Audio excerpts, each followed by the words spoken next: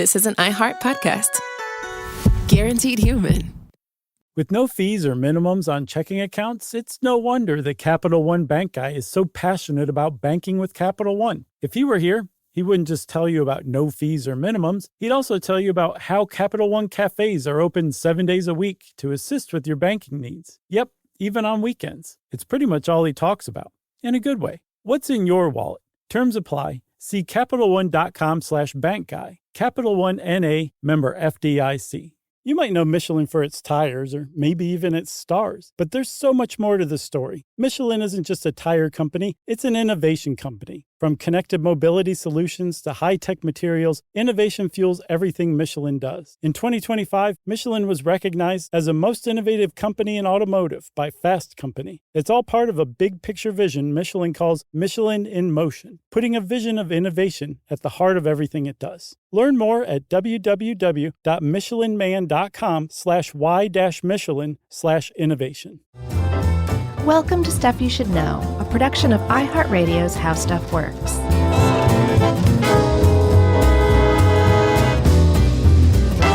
Hey, and welcome to the podcast. I'm Josh Clark, and there's Charles W. Chuck Bryant. There's guest producer Andrew over there. And this is Stuff You Should Know, everybody. The real edition. Not the online consignment retailer, just meaning real twice over. That's right. Very real. Yeah. Not augmented in any way. As a matter of fact, we're about as low tech as it comes as far as podcasts go. Oh, I think all podcasts are pretty low tech, right? No, some people really kind of, jazz it up. Yeah? A little razzle dazzle. Sure. Like, could you imagine a world where someone listens to Stuff You Should Know and they're wearing a headset? Right. And in front of their face, it was either us or what we're talking about or any of a mix of those things. I like the second idea, or what we're talking about, or if it was an animated version of us. Remember those animated shorts? Yeah. Gosh, those were good. Yeah, and we have a mutual friend who I will name off air to you, who was getting into this quite a few years ago with another company and came to me and was like, hey, what do you think about maybe one day you and Josh, shooting videos? And at first I was like, nope. And he went, no, hear me out. Shooting videos to where we were, let's say, walking people on a virtual tour of like a neighborhood in New York City and telling about the history and the way that we do and stuff like that. Oh, man, that would be awesome. You think? Yes, dude.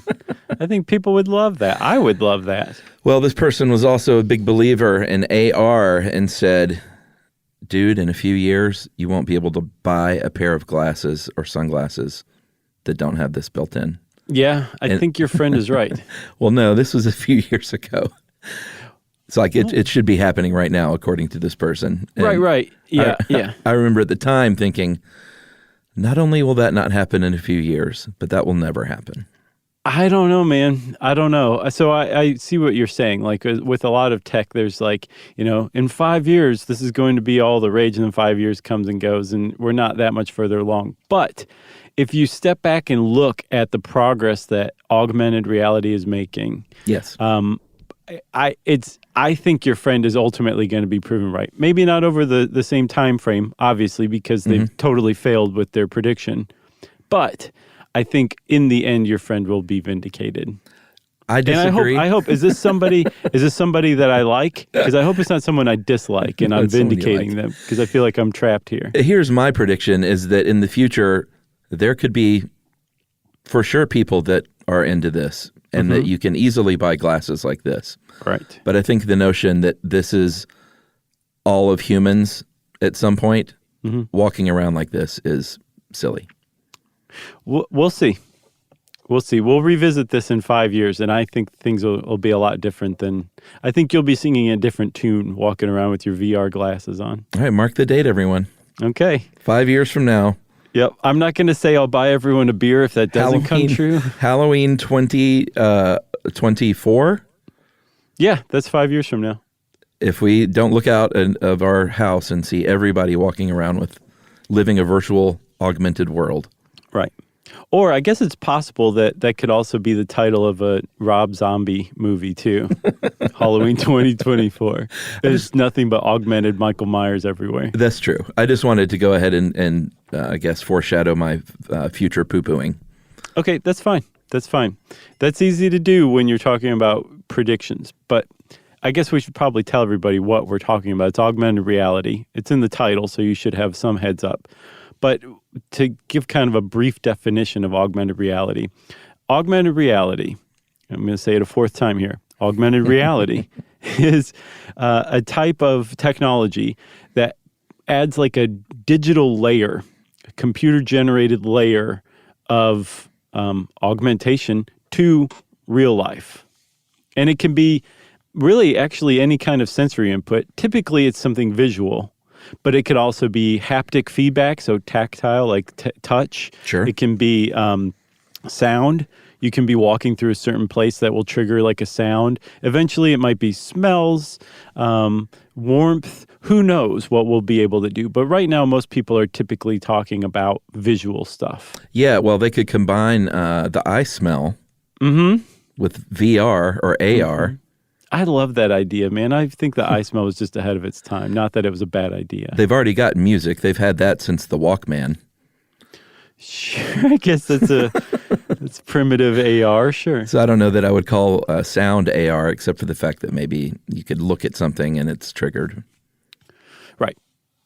But it's all there. It's all ready to have us leave our material world on a daily basis and go somewhere else entirely. Well, that technically is virtual reality, where you're plunged into an entirely alternative version of reality. Augmented reality it's real, it's our normal reality, but there's an extra little touch to it that's digitized. Yeah, but the videos that I've seen, there was so much going on. I in my opinion, you are leaving the real world. Gotcha. I'm not saying you're transported to, Venus or anything. Mm-hmm. But when you're sitting in a room and there are screens all in front of your face and the couch is, you can change your couch to a different fabric virtually, like I don't consider that the real world. Okay. I think that you might be in the minority, but okay. Oh, I think we'll see in 5 years that I'm not. Okay. So if you kind of are like, well, I don't quite get it. What we're talking about is Pokemon Go, basically. Yeah. So Pokemon Go in 2016, it was an enormous hit. It's this game where you walk around and you basically play Pokemon in the real world. You go visit with Pokemon creatures and try to capture them, and like your score is shown on the screen of your phone, and you're using your camera, and it's adding that digitized Pokemon layer to the real world you're seeing through your camera screen. Right. And it was huge. Apparently, it just passed the $3 billion mark, which is a pretty substantial profit made for a game that's actually free. It's a free game, but there's a lot of in-app purchases. And They've made $3 billion off of that so far. So there's a huge appetite for augmented reality that Pokemon Go showed everyone. Oh, for sure. I think there are plenty of applications for augmented reality in the future. Right. And so we kind of got into it a little bit, the difference between virtual reality and augmented reality. I've seen it put really well in that virtual reality takes the user anywhere, and augmented reality brings everything to the user. I think that's a great description. But the idea is in VR, you're transported to a different world. In augmented reality, your world has that digitized layer added to it. And then there's also something called mixed reality, which if you read about it, that to me that's the future of augmented reality. Yeah, I wasn't quite sure the exact difference here. It seems like very fine lines definition-wise. It is, because augmented reality and mixed reality are virtually the same thing. It's just mixed reality is kind of like the more sophisticated version of augmented reality. But a good example that kind of distinguishes the two that I've seen is, let's say that you have your augmented reality phone going, and you hold a soup can up in front of it. Okay. Well, your app says, oh, it's this soup, it's Campbell's low sodium tomato soup. Obviously, user friend who's holding the phone up to the soup can wants to know more about this soup, and it triggers like some nutrition facts that aren't found on the label, or maybe a recipe or something like that. And when you're looking at this soup can through your phone, the additional layer of information that's digitized over it that makes it augmented reality, it doesn't look like it's on the soup can. No, it's just like it's like you're looking at your computer screen, but it's in front of your face. Yeah, it's like just Minority floating. Report. Kind of, yes, but not nearly sophisticated. That's a different thing that we'll get into later. But it's just kind of like this layer of information that's just floating in space over there. Mixed reality is far more sophisticated, where if you held your hand up in between the soup can and your phone, your hand would what's called occlude. It would cover up that information. That's a big thing, and it's really, really hard to do. But it makes the stuff, that digitized layer of augmented reality, interact with reality that much more. So it could wrap around the soup can. It could be covered up by something that comes in between you and it. That's mixed reality, and that's really ultimately what augmented reality will be in the future. That's right. We'll see. I'm starting to suspect you have a real opinion about this. No, again, I think there are totally people, the same people that loved Google Glass, which we'll get to later. Whereas at the time I was like, this is not going to work. I think you're wrong. I'm going to argue against your argument later on. I love it. Okay. So we can explain a little bit about how this works. It is, we are not tech experts. No. And we're not going to go bother Jonathan Strickland right now. No, or bother ourselves, frankly. But we can give you sort of the briefest layman's overview of how this stuff works. There's a field of, there's a lot of disciplines in it called computer vision that's really super complicated. But for our purposes, I guess we can just say that computer vision basically understands what's going on in the world around whoever is using the augmented reality. And they do this by, there's got to be an interaction, and we'll talk about the wearables and the headsets and stuff as opposed to smartphones. But what they use is something called a time-of-flight sensor, which is sort of works like bats use echolocation, except it's not echolocation, it's infrared light. So they bounce this light. And if you look at these things, it looks like almost like a little GoPro camera or something like that, on your forehead, which sends out these pulses of light that are reflected by the objects around you, and then it measures the delay of that light reflecting back to you to calculate, everything, basically the depth of everything around you. Right, and then every time it makes this measurement, it also says, "I'm a dork." That's right. Because you're wearing this on your forehead. Right. And we also see with two eyes. We have binocular vision. So in order to simulate that, they have something called stereo cameras that are, basically placed like your eyeballs are at a fixed distance, and then triangulates everything together to work with your two eyeballs.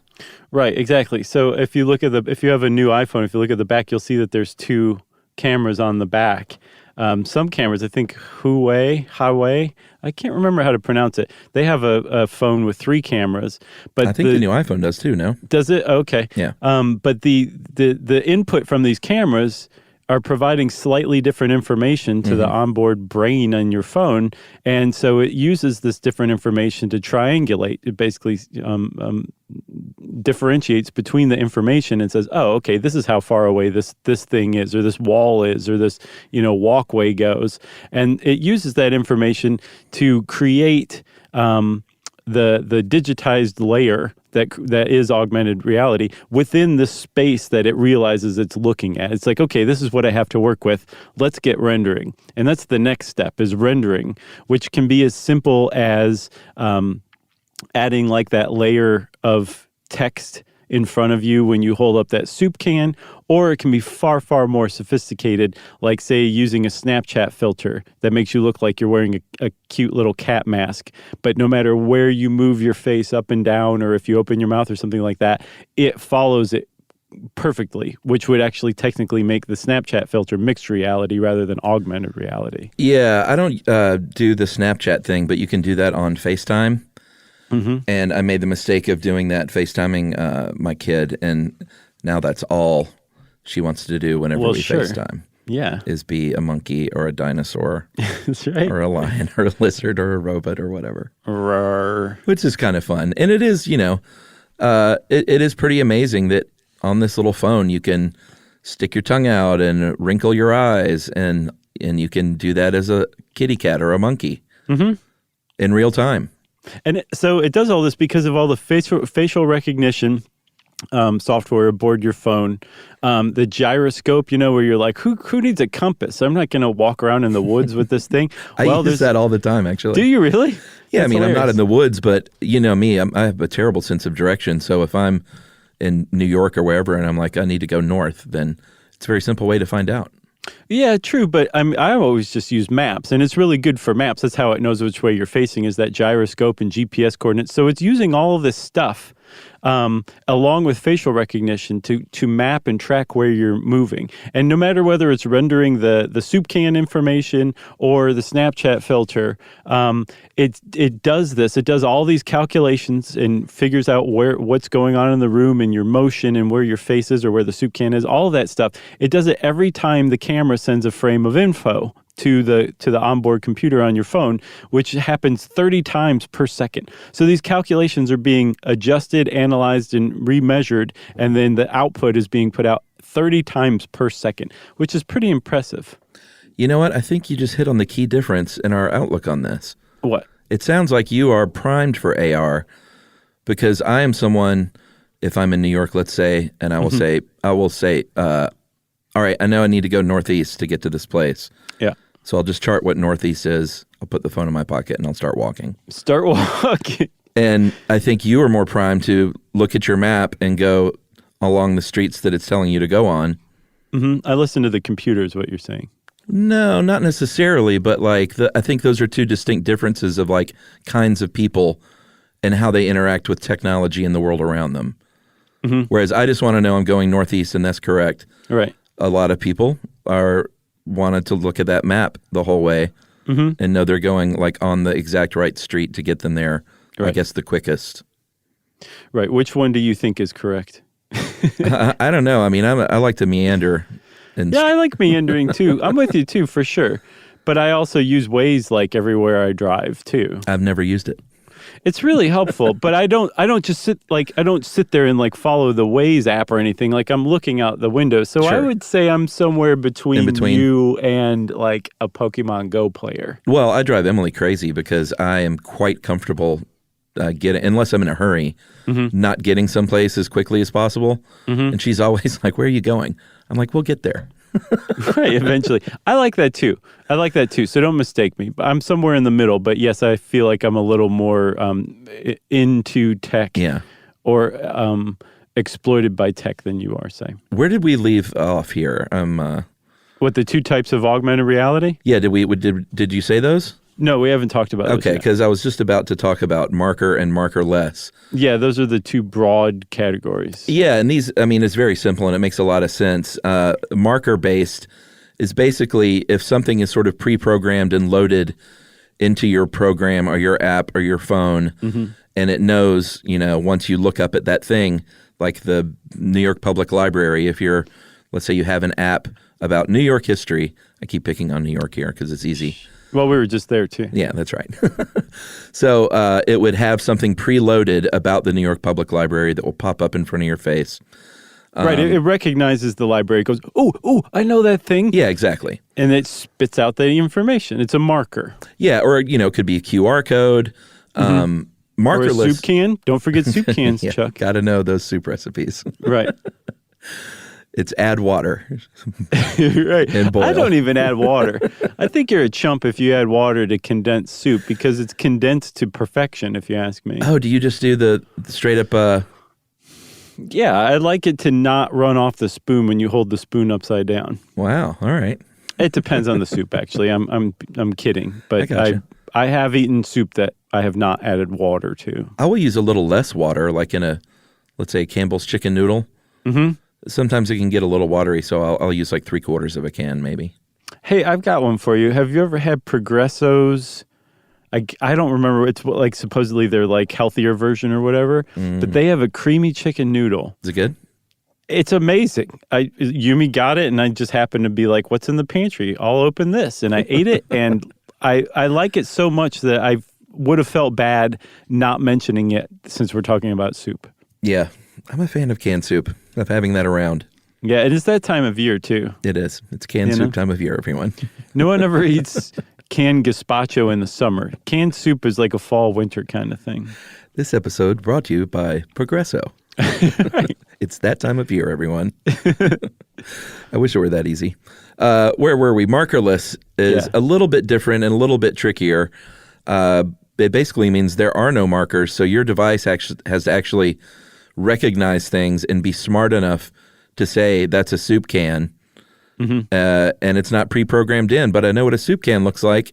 So here's what you do. Add water. Right, exactly. So Pokemon Go apparently did that. For example, when you were walking by a river, it would say, oh, I recognize a river, or I recognize this bit of land, or something like that. And it doesn't have actual markers that are pre-programmed. It's just smart enough to know a river when it sees a river. And it will show you like a water-loving Pokemon like Gyarados or something like that. Oh, boy. All right, let's take a break. I'm going to forget that ever happened.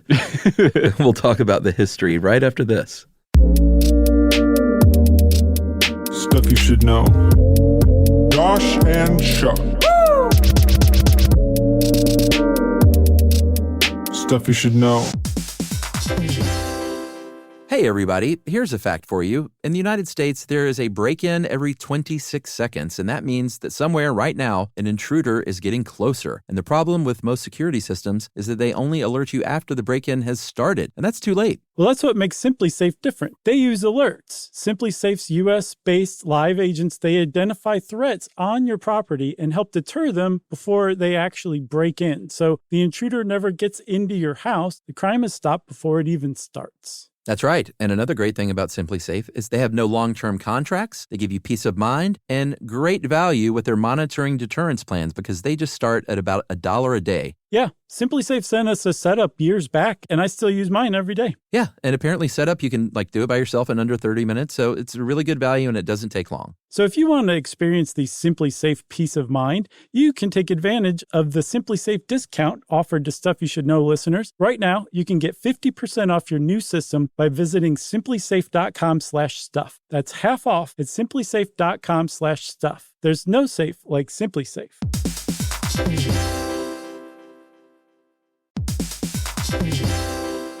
Work can be a little weird. One minute you're in a meeting that could have been an email. The next you're trying to decode corporate jargon that somehow means nothing. And don't even get us started on the quick sync that turns into a 45-minute deep dive. Yeah, well, the truth is figuring out your career isn't always straightforward. Whether you're trying to grow, pivot, or just stay relevant, it can feel like you're navigating it all on your own. Well, that's where LinkedIn comes in. That's right. LinkedIn can help you grow your career, helping you confidently navigate your path with insights, ideas, and inspiration from your professional community. You can stay up to date with the latest trends in your field, connect with people who get it, and discover opportunities tailored to your goals, your experience, and what actually matters to you. Whether you're looking for something new or just trying to grow where you are, LinkedIn gives you the tools and connections to move forward with confidence. Because LinkedIn is the network that works for you. Visit linkedin.com/knowstuff to learn more.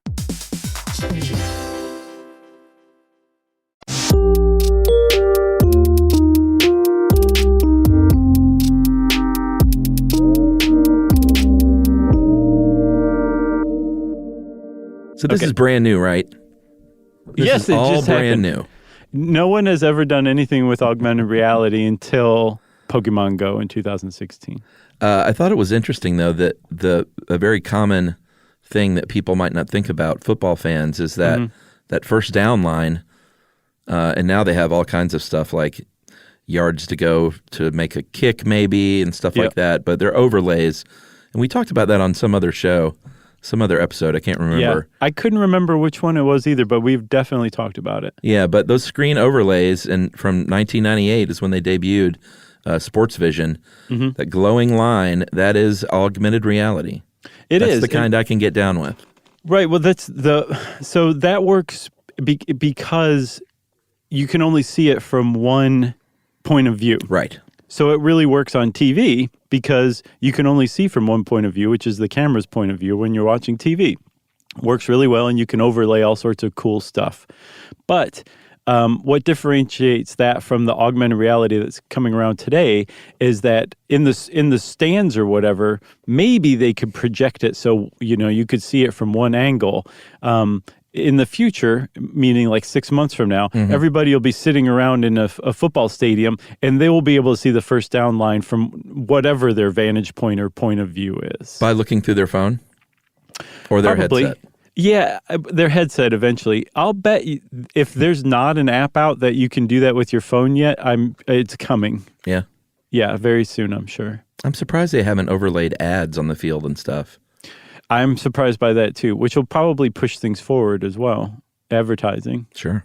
So that was 1998 that the first down line came out, but it goes back way further than that. As a matter of fact, 30 years before that, there's a guy named Ivan Sutherland who's a computer scientist, and he came up with a headset that you wore that looks a lot like a scary, clunky, old turn-of-the-century version of a VR headset. Yeah. But it drops you into these like wireframe rooms, like, line-drawn, computer-generated line-drawn, like Tron-ish kind of rooms. I was going to say Battlezone, but sure. I don't know what that is. No. It was another arcade game where you put your face into a sort of a headset. Oh, yeah. Was it like a battleship?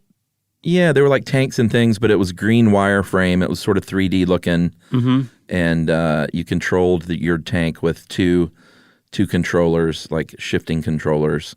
I gotcha. I'm thinking of the one where it was like you were looking through a periscope and you had to like torpedo ships. So like the joystick were two handles coming off of like the periscope faceplate that you were putting your face up to. Do you remember that one? I do. What was that one? I don't remember. It was probably just called Periscope or something stupid like that. Submarine bomb? Maybe. Maybe. I don't think you said what year it was for Ivan Sutherland, though. That was the Summer of Love, my friends. It was 1968. I thought 69 was the Summer of Love. I mean it. A joke? No, I really wasn't, but now I'm blushing. I didn't mean that at all. This is what I'm saying. Like, these things just kind of happen to me. I'm a victim. I think 68 was the Summer of Love. I might be wrong. Well, let's just say both were. Okay? 69 was post-coital. Right. Or pre. Wow. So there was another researcher in 1974 named Myron Kruger at UConn. Mm-hmm. Sounds like a Halloween villain. And he sounds like a 70s computer researcher if I've ever heard of Myron Kruger? Yeah. That's true. The Krugs. Yeah. He invented something called Video Place, which if you look up is kind of fun to look at too. Mm-hmm. It was interactive. And just think of the most rudimentary VR you could think of, which is like someone going up to a 1970s Apple computer, right, if there was such a thing, and being able to touch the screen to make something happen. Very, very rudimentary. Very rudimentary, but for the 70s in particular, this was like really ahead of its time. And like, Ivan Sutherland and Myron Kruger, they were both working in computer science labs, just generating like proof of concept. Oh, like yeah. The fact that this was even possible, and here's a possible path forward to this. And then that's kind of how things like augmented reality get pushed forward. Is there's people who figure out how to do it in the clunkiest, most primitive way possible. And then over time, other researchers and other students come along and they figure out how to shrink it down. And then the next thing you know, you have a smartphone that's capable of doing this kind of thing. And that's really where VR just took an enormous leap forward, was when the first smartphones started to come out. Because if it weren't for smartphones, we would still be pressing like bed sheets at Video Place, you know what I mean? But the fact that smartphones were able to carry the hardware needed, like things like onboard cameras and gyroscopes and GPS coordinates and connections to the internet. The fact that all this was suddenly in the palm of people's hands, people said, well, we should start doing things with this. Yeah, and I'm not knocking those early pioneers. Like, I think that's the coolest part about anything like this is the people that were brave enough to say, like, hey, put this microwave on your head. Right. And this is the future, you know? Right. If you want to talk about an adorable presentation, you could go back to February 2009 and look at the TED Talk on 6th Sense. Mm-hmm. It's really great because things were smaller, but they still didn't know how to, like, bring it all together in one small, like, thing. They had to cobble a bunch of stuff together. Right. So they had, like, a camera that you wore around your neck at, like, chest height. You had a smartphone. You had a mirror. You had initially a projector strapped to a helmet that you wore on your head. Dork. And it was all strung together. And you wore these little colored caps on your fingers to be able to interact with the thing that the projector on your head was emitting. They do. They work for that. They also work really well to keep your fingers clean when you're eating buffalo wings. I used to work with a commercial director named Tom Schiller, who was one of my idols because he was an early writer for Saturday Night Live and did all those old black and white SNL things with Belushi. Sure, yeah. And Schiller was great, and he kind of took me under his wing, and I want to get in touch with the guy again. But he wore, just as a gag, he would walk around on set and eat Cheetos with a surgical glove. Oh, nice. Nice. And he told me one day, I was like, man, that's so funny. And he went, I don't even like Cheetos. He's like, I just do it for the gag. It's pretty great. It was great. Yeah. So they make surgical gloves that are just fingertip protectors. Uh-huh. And Yumi got me some of those. And one time we went out to eat with a friend and I was eating buffalo wings like that. So Did you really? Yeah. And he didn't say anything, didn't make a big deal out of it. And he just looked over and just lost it. It was pretty great. It went about as good as you can hope. I think I've seen those. What are those for? I don't know, man. I don't know. But I can tell you they really do work for eating buffalo wings. For some reason, I remember my grandmother had those when I was a kid. Mm-hmm. And I think it may have been like to protect a cut or something if you're washing dishes. Okay. Or maybe that's what she used them for? Sure. I think it's one of those things where it's like, we're just going to manufacture these and put them out there in the world and whatever you use them for whatever you want. Of course, this was the mid-'70s. This is pre-Buffalo Wing. I'm kidding. Okay. I was about to get crazy. I just wanted to rile up all the people in Buffalo, New York. Mm-hmm. So, yes, you're wearing these caps on your fingers. That is used to act as your go-between and manipulate the images that the projector on your head is showing everywhere, which is kind of cool because it's on your head. Right. So anything can be turned into a surface. Sure. Ideally, you're looking at a white wall. Right. Or your wrist was one that they used. So, like, you could put, like, a numeric keypad projected onto your wrist. Yeah. Which is neat, but it doesn't mean anything unless if you press the numbers, it does something. And that's where those finger caps came in. Like it allowed the camera to track what your fingers were doing. And that was a really, really big proof of concept that Sixth Sense put out there, which is tracking how we move, because there's a difference between just adding a layer of recipes on your soup can and being able to swipe through recipes just by making a gesture in the air with your finger. And that was something that Sixth Sense showed could be done. And that is starting to show up on phones as well, where now, you squeeze your phone, like the screen of your phone. It's using all sorts of sensors and pressure gauges and vibration measurements to figure out what you're doing with your fingers. Uh-huh. Now they're starting to track it using things like the infrared time of flight camera, so that you don't actually touch your screen. You just kind of make these gestures above it. And when that becomes further and further developed, that will very clearly be used for AR in the future. Yeah, and as kind of funny and clunky as something from 2009 appears now, just 10 years ago, just scrub through to the end of that TED Talk and see the audience go wild. Like that's the cool thing about this early tech, or the people at these TED Talks, man. Mm-hmm. They can see it. They can see the future because they know they can see beyond the fact that you've got 6 different things hanging around your neck and strapped to your head. Sure. It's the proof of concept because, like you said, they can always package it in the future in a nice little tidy thing that you can sell. Well, everybody knows that TED Talks were populated by only the best people. Only the best. So there's a lot of this going on now all around you beyond the NFL on the football field and the NCAA. They use that stuff too, right? I think everybody uses that glowing line for first downs. And remember they had it following the hockey puck for a little while Yeah, that there? didn't last. It didn't. And I specifically remember we talked about that too when wherever we talked about this before. Yeah, but hockey fans were like, mm-mm. Right. I don't like it. Yeah, I don't want my puck to glow. But it kind of has popped up here or there in all sorts of random places. There was an Esquire cover once where when you waved your smartphone over it using the app, Robert Downey Jr. would start talking to you.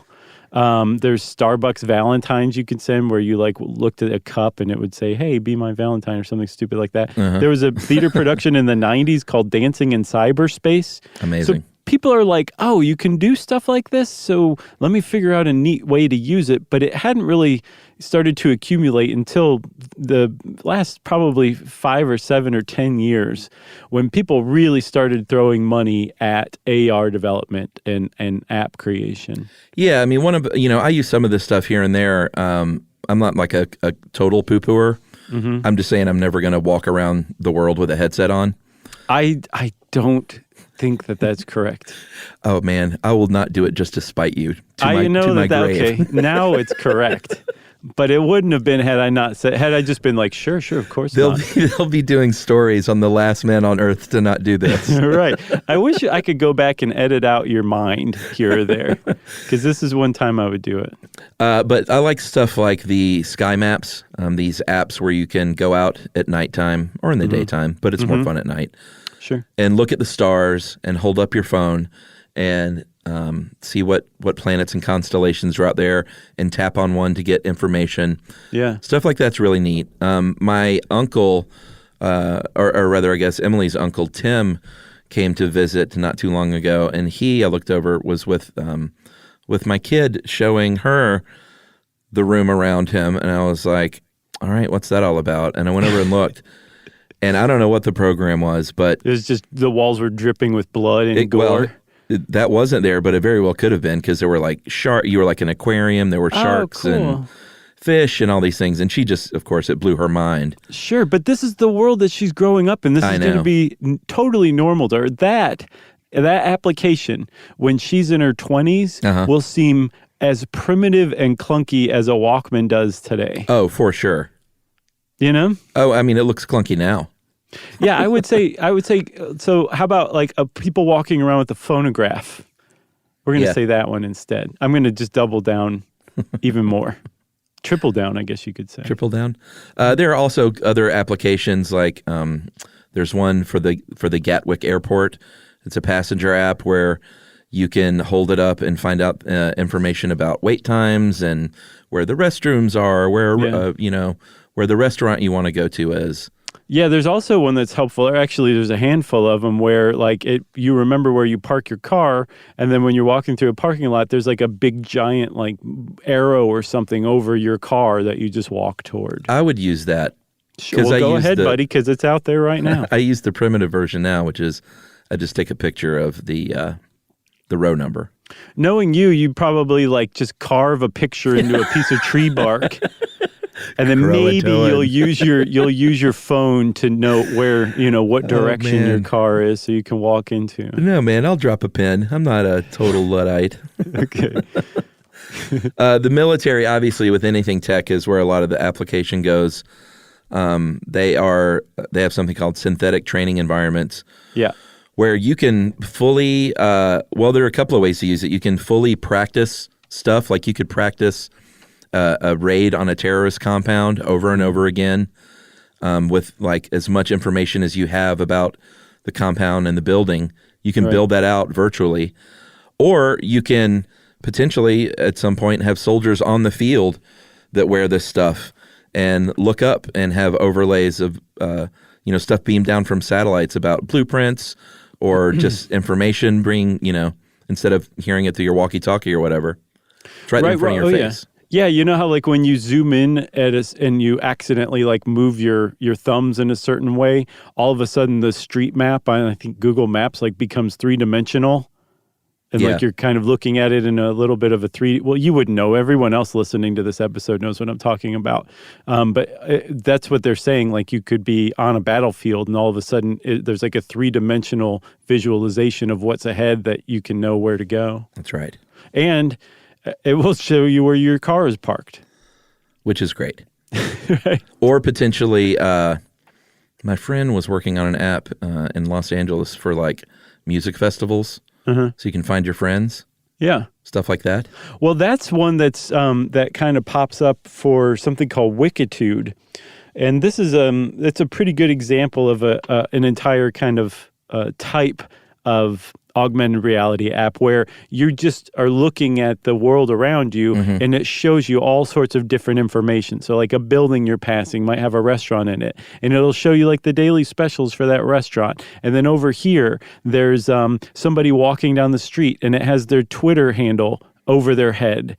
And then there's, like the hotel rates for a hotel down the street. And all of this stuff is right there on your phone, which is pretty amazing. But I guess hopefully you have to opt in for your Twitter handle to like be shown in an app like this. But that's a really good example of an entire variety of apps, which is just basically like that overlay of information, additional information about the world around us as we're moving through it. Yeah, and I could see a world where, and this is what I told our mutual friend, because he was just like, what applications could you see? What could be cool?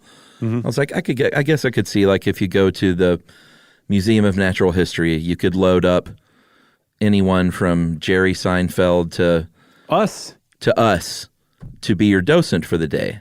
We could dress like Teddy Roosevelt. We could. Yeah. Or you could just point your camera at someone and it dresses them as Teddy Roosevelt, because that's a thing. If that's not a thing, it's about to be next week, I'm sure. So I could see applications like that. Historically, walking around a neighborhood, getting information instead of going through the trouble to read the plaque by the statue. Yeah, for sure. There's also one for Pompeii that somebody built that's where you hover over the ruins and you look at your screen and it shows you what the building looked like before Pompeii was destroyed. Yeah, that's kind of cool. Yeah, so there's a lot of, really great applications already for learning about our world. My prediction is that is what our world's just going to look like when you're walking down the street or walking around a historical site or walking anywhere. You're going to be inundated with information like that. And I think you will be able to curate it yourself where you select, say, if you're an Instagram user and you don't really use Twitter, well, it wouldn't show you people's Twitter handles. It would show you their Instagram handles. Or if it knew you were looking for a hotel, hotels.com would show you rates, but it wouldn't otherwise. Like if it was in the city that you live in or something like that. Like it will be ultra tailored to the individual. Yeah, they would never just feed you content that you didn't want to see automatically. Right, exactly. No one does that. No.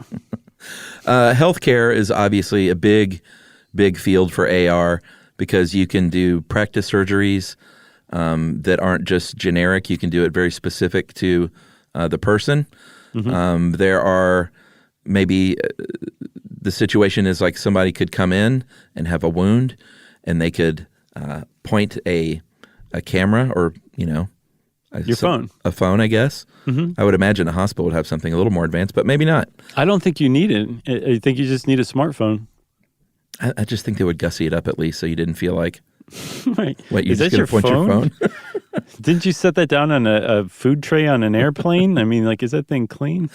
But it would look at the wound and it would send a message that says, you're screwed, or... Yes. Or you're great. Yeah, one of the diagnoses is ew. Yeah. But reading about this, I was like, I guess I'll go look up images of wounds for a little while, and I did. Did you really? Sometimes I can't help myself. Whenever I see the word wound, if I'm researching, I'll just be like, let's go see what some wound pictures look like. No, I'll do that. And Emily always is like, why do you do that? Yeah, it's like picking at a scab or something. It's tough not to. Well, and I also argued, this just happened the other day. I was like, it's that same curiosity that like is why Josh and I do what we do for a living. Yeah, the same one that also kills cats left and right. What are some other great applications? If you have sensory impairments, that is huge. Yeah. I want to give a shout out real quick here because I got this from this article called 39 Ways Augmented Reality Can Change the World in the Next 5 Years. And it's by Yitzi Weiner on Thrive Global on Medium. Uh-huh. It's a lot of words I just spit out, but they all make sense eventually if you type them into Google. And Yitzi Weiner, I guess, asked like 39 different people what they thought about the future of AR and stuff that's like just around the corner, and this was one of them. Yeah, if you think about if you have partial vision and it can actually help you to see, it can make things pop more and make edges more visible. It's not going to restore vision, obviously, but it can actually help out partially sighted people. Yeah, or if you have a hearing impairment, you can, say, walk around and it'll say, oh, there's a train coming because it hears the sound of a train. And it'll flash on your screen maybe a picture of a train or just the word train or something like that. There's a lot of applications for that will basically, cure is not the right word, but that will make living in the world so much easier for people with disabilities that it's just that's a really exciting thing too. And shopping is also exciting.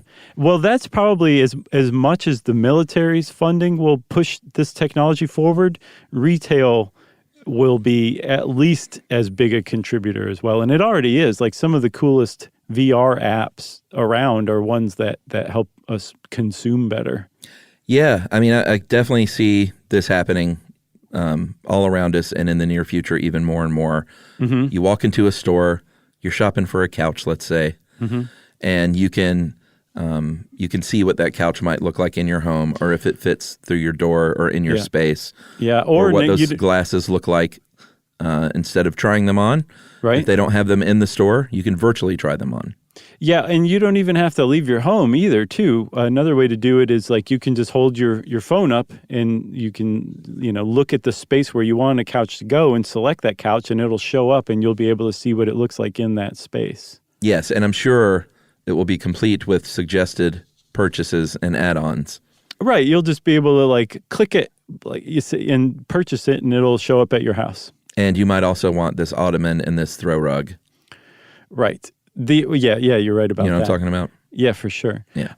But the idea that all of this, that our world, our augmented world in the not too distant future is going to be very personalized, that kind of comes through too. One of those people that Yitzi Weiner spoke to, which by the way, Yitzi Weiner has one of the better names of all time, if you ask fantastic. me. Yitzi Weiner spoke to somebody who said, this is going to be really personalized. So this AR world that you're experiencing, if you go to a restaurant that a friend recommended, they might have left like a recommendation for a dish for you to eat just scrawled on the wall. And no one else would be able to see it because your friend left it for you. But this is like the kind of personalization that we'll have. Or if you walk into a store, rather than like tailored ads coming up in your web searches, like tailored ads will come up in your field of view where it's like, hey, we heard that you were talking about this Depeche Mode album. Well, it just happens to be right there. Even though nobody buys albums anymore, go buy it because this is a terrible example, but you get what I'm saying. That's what the ad will say. You get what I'm saying? All right, let's take our last break here, and we will talk a little bit about some of the potential pitfalls and hurdles facing AR. Stuff you should know. Josh and Chuck. Stuff you should know. Hey, everybody. Here's a fact for you. In the United States, there is a break-in every 26 seconds, and that means that somewhere right now, an intruder is getting closer. And the problem with most security systems is that they only alert you after the break-in has started, and that's too late. Well, that's what makes SimpliSafe different. They use alerts. SimpliSafe's US-based live agents, they identify threats on your property and help deter them before they actually break in. So the intruder never gets into your house. The crime is stopped before it even starts. That's right. And another great thing about SimpliSafe is they have no long-term contracts. They give you peace of mind and great value with their monitoring deterrence plans because they just start at about $1 a day. Yeah, Simply Safe sent us a setup years back, and I still use mine every day. Yeah, and apparently setup, you can do it by yourself in under 30 minutes. So it's a really good value and it doesn't take long. So if you want to experience the Simply Safe peace of mind, you can take advantage of the Simply Safe discount offered to Stuff You Should Know listeners. Right now, you can get 50% off your new system by visiting simplysafe.com/stuff. That's half off at simplysafe.com/stuff. There's no safe like Simply Safe.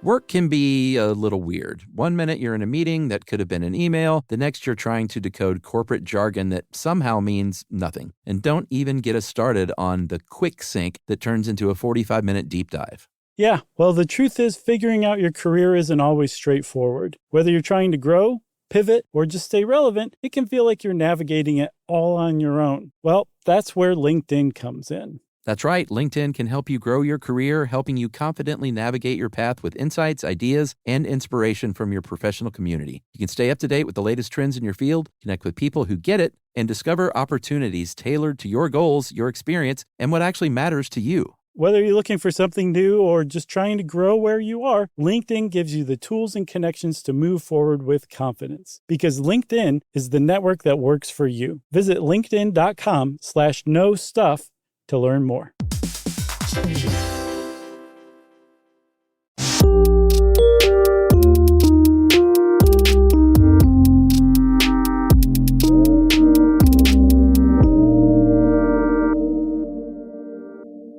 Okay, Chuck, so Asus, which makes all sorts of tech hardware and stuff, they released a phone recently called the Zenfone AR. Yeah. And it is basically made for augmented reality. It does all the other stuff that a phone does, but it has like an a bit of hardware and software that makes it like a ace at augmented reality. And one of the things that it has on board is Google's Tango software. And Tango is basically like an AR suite. It has things like amazing motion detection, area learning. Do you remember how we talked about markerless AR, where it's like, oh, that's a river. Oh, that's a walkway. Like it's really, really good at that, at determining markerless objects to figure out what needs to be projected where. And it's a really amazing phone as far as AR goes. The fact that it's out there really kind of shows like people are really pouring money into this idea, this AR idea. And eventually that is why I think it's going to hit. Yeah, and the Zenfone looks it's not so clunky. It's like a regular smartphone, and just at the top in the center it has a little bit of a hardware situation. Right. But it seems like it could probably still just fit into your pocket nicely. Right. It's not super bulky. Nothing on your forehead. Nothing on your forehead yet. But that's the thing, though. You still need a phone. And most people, not most people, but over 3 billion people, close to, inching toward 50% of the global population has a smartphone at this point. Right. So that's not an issue. Not the biggest issue, but there are some challenges, and they are basically boiled down to hardware and bandwidth. Bandwidth is a really big deal right now until 5G is like fully integrated. It's just really tough to meet the bandwidth needs of AR right now on a day-to-day basis. Yeah, and like the kind of AR that we're talking about where it's called always-on augmented reality, where you're just walking through the world and there's just that digital layer is everywhere, and it's really mixed too, so that it's really interacting with reality in a very believable way. That is extraordinarily bandwidth hungry, whereas like walking down the street and streaming a YouTube video in HD requires something like 5 or 6 megabytes per second of bandwidth, and something like 30 to 50 milliseconds of latency, which is lag time between when your phone sends a command to a server and then receives the info back. That's about what it takes to watch an HD movie, to stream an HD movie.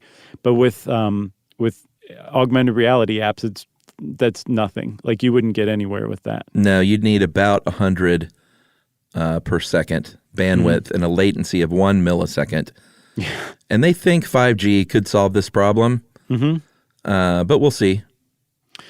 I think that it definitely will. I mean, they're talking about like an average download speed of a gigabyte a second and peaks of like 10 gigs a second, which is way more than enough for an AR app.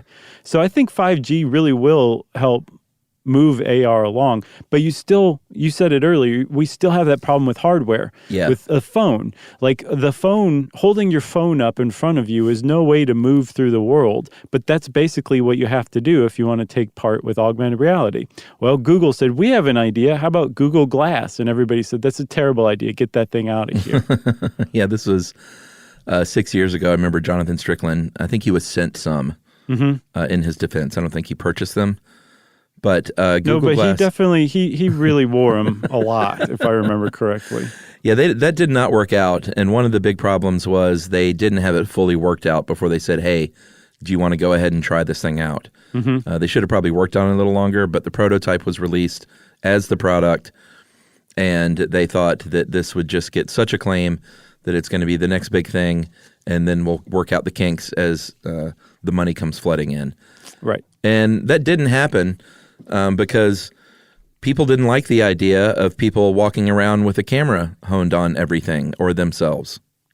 No, that's a big one, and it still is today. I mean, privacy is an enormous problem with augmented reality because to be a part of it, like you have your either your wearable or your phone or whatever has to be taking in the world around it, and that very frequently includes people.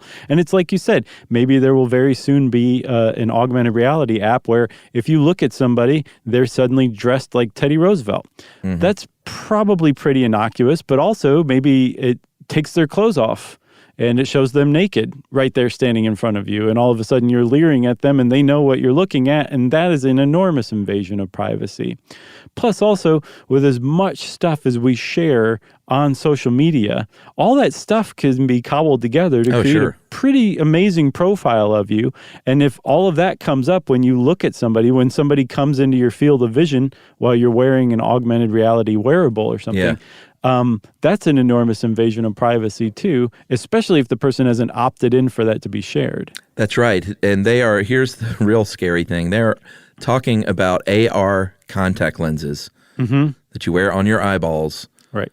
Where this is just the world you see at all times. They're not clunky glasses. They're not headsets. You wouldn't even know that someone has these in necessarily. And the problem now is they can't provide a power source.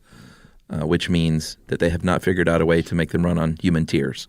Right. Human tears or blinking. Surely there's a way to make them work from blinking. You know what I mean? Well, yeah, I could see that. You just got to blink a lot. Yes.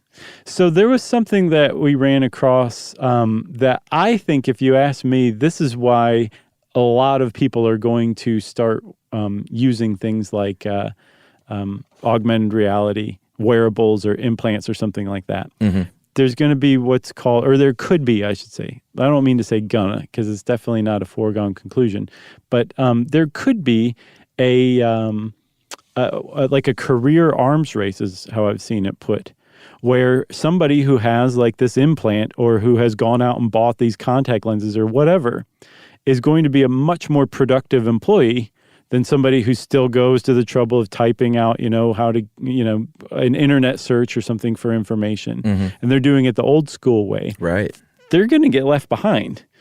And when you're talking about things like livelihood, people are going to say, well, I need to go get those contact lenses, or I need to undergo that surgery to get that implant so that I can keep up in today's job market. That is what's going to get everybody into the world of AR. Yeah, and there are also clearly just day-to-day physical pitfalls like walking into traffic or driving off a cliff because you're wearing those wearable while you're in a car or something like that. I would think that some of those are going to start coming with like you won't be able to operate it if it's moving, over certain miles per hour or something. I don't know how they're going to... I don't know, man. I do not know. I do know that one of the issues that was raised about that, though, is the ability to hack into stuff like that. And I mean, if we're just completely reliant and trusting of our apps or AR apps to like kind of take us from place to place, we might stop thinking for ourselves and just kind of follow them blindly. Yeah. Like you don't use Waze, but Waze is very well known, as good as it is, for leading you on some real like dingbat side trips. Sure. To save you like a half of a second. Yeah. And I follow them. Like very rarely am I like, okay, wait, where are you taking me? And you'll scroll ahead or whatever, look at the turns, in text. Instead, you just follow it, and you have to look over sheepishly at the people who just watched you get off on a spur and then get back on and Right. really not get anywhere. That's a really great example. But imagine if that leads you off of a cliff or something like that. And that happens. People literally have walked off cliffs playing Pokemon Go because they weren't paying attention to the real world around them. Yeah, and this isn't exactly AR, but my, again, Emily's uncle came to see us, and he's a drone guy, and he had a setup where you could fly the drone up, and then he put a headset on me, and then I could see through the drone's camera. So the drone's 200 feet in the air, and then I can look around and operate the camera as if I was up there.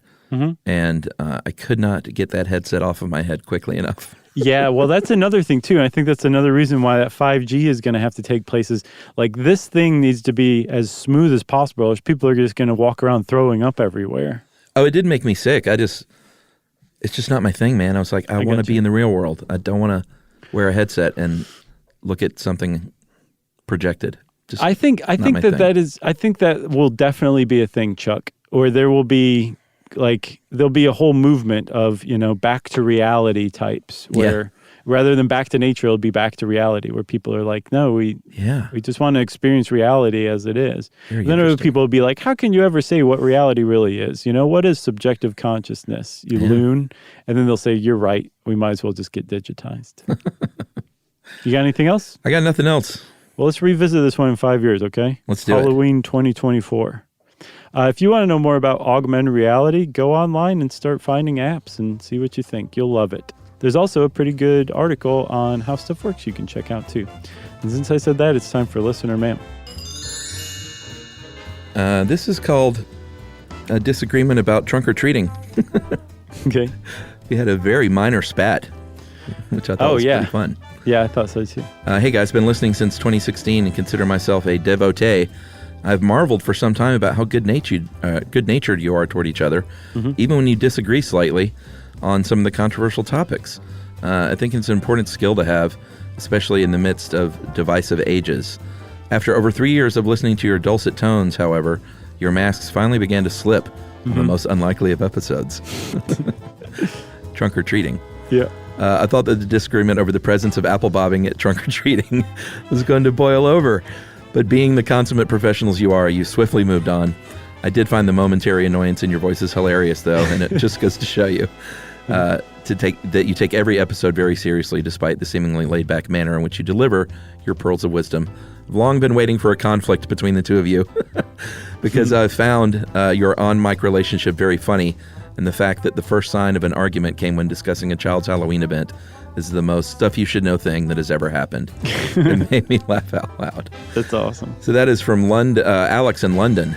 Thanks, Alex. You should go back and listen to the Barbie episode. We had a little spat in that one, too, if I remember correctly. And I will say, this is not a watering grass level vindication, but we got at least one email from a guy that said our trunk or treating has fall festival stuff, too, because... Yes, that's fine. He said because the kids, it would take them 15 minutes to visit the cars, and that's not long enough. Right. So in this case, trunk or treating is a feature of the larger fall festival. But apple bobbing has nothing to do with trunk or treating. Let's just end this, okay? Let's do it. All right. Well, if you want to get in touch with us like Alex from London did, you can go on to stuffyoushouldknow.com and check out our social links. You can also send us an email to stuffpodcast@iheartradio.com. Stuff You Should Know is a production of iHeartRadio's How Stuff Works. For more podcasts from iHeartRadio, visit the iHeartRadio app, Apple Podcasts, or wherever you listen to your favorite shows.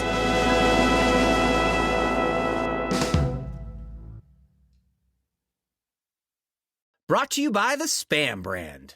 Some foods or TV shows just instantly take you back to your childhood. Spam Classic is one of those foods. It's so 90s, but also so iconic that the sight of it sizzling just makes your mouth water. Back then, we had Spam Classic, but today, there are 12 irresistible varieties to choose from. It's like picking your favorite Boy Meets World episode. Impossible. There's Korean barbecue flavored, jalapeno, and 25% less sodium, just to name a few. Spam brand. Sizzle pork and Learn more and get sizzling at spam.com. Okay, laundry stinks. Literally. I mean, you could just keep buying new underwear. Not that I've ever done that. Or maybe sort your clothes into piles based on how re-wearable or filthy they are. Or just use Arm & Hammer Deep Clean. It's made for real-life stinks and stains. So even if you don't do laundry the, quote, right way, Deep Clean will knock it out. I mean, it is from the #1 liquid detergent brand that tackles more loads than any other. Come clean with Arm & Hammer Deep Clean. #1 claim based on total wash loads sold. This is an iHeart podcast. Guaranteed Human.